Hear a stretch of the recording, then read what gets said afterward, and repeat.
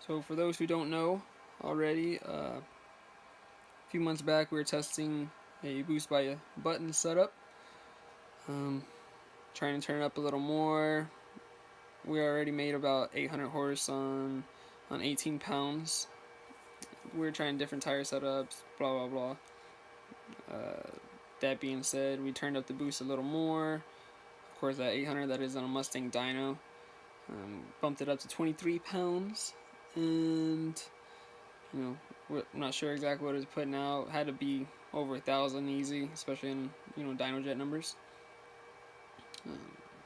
Did a couple test hits, not to mention all the racing been doing so far. Trying out a certain boost by button setup so we can hook, unload boost, bring in the high boost later on. Ended up actually messing up a piston. Well, two cylinders ended up messing up. The ring lands broke. The ring lands were actually still in there. I took them out myself. The piston's been laying around for a while. That's the only thing that messed up. I mean, ring lands, top of the piston still looks good. Rods were good. All the bearings were good. Block was good. So with that being said, we just ended up, we honed the cylinders. Cylinders were still good.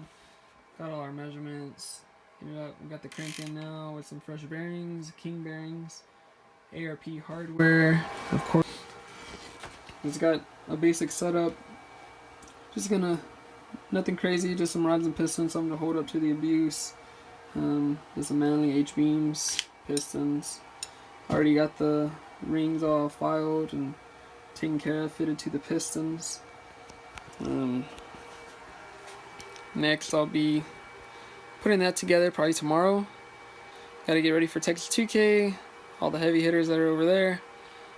So once it's back together, give a little update. Hopefully be firing up the car, get it broken in, get it on the dyno, do some high boost pulls, and take it to Houston and see what happens.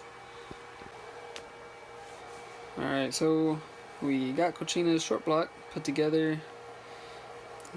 I'll show you that. Just rods and pistons, ARP hardware.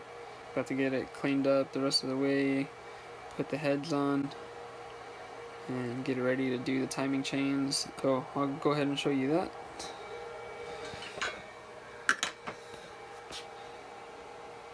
These are pistons. Nothing crazy, nothing fancy. Staying with stock compression ratio. Already got the head studs put in it.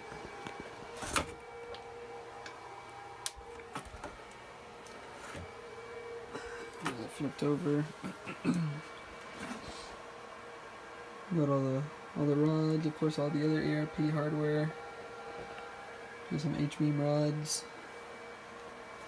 So now get the heads cleaned up, and then put those on and go from there. Alright, so got the heads on now. Torque down, got them both on. Put the intake on here just to help keep stuff from getting out of the intake runner instead of taping it up. Waiting on valve springs to come in. They should be here tomorrow, in which case I'll proceed with the video, get the better valve springs in it, put the cams in it, get the timing chains, get it all timed, and that'll be pretty much it. Valve springs made it in. Already put on most of them. Still have 2 more to go. We do have the pack 1234X valve springs. It'll be a good upgrade for what we're doing. They seem to hold up in plenty of other applications that we've had and others have had. Alright, so after getting the valve springs in, went ahead, got the cams put in, the lifters, of course, lash adjusters, rockers, whatever you want to call them. got that put in both sides, got the cams. Went ahead, got the time chains all put on, timed. Point out these are aftermarket cams, nothing fancy or special. They are L&M paired. They seem to do pretty good with our boosted setup. So now we'll see how it does with the built motor. Just need to do the valve covers, the front cover, the oil pan. Got the valve covers, front cover put on, oil pan put on. Now, just the minor stuff. All accessories are on, wiring harness on.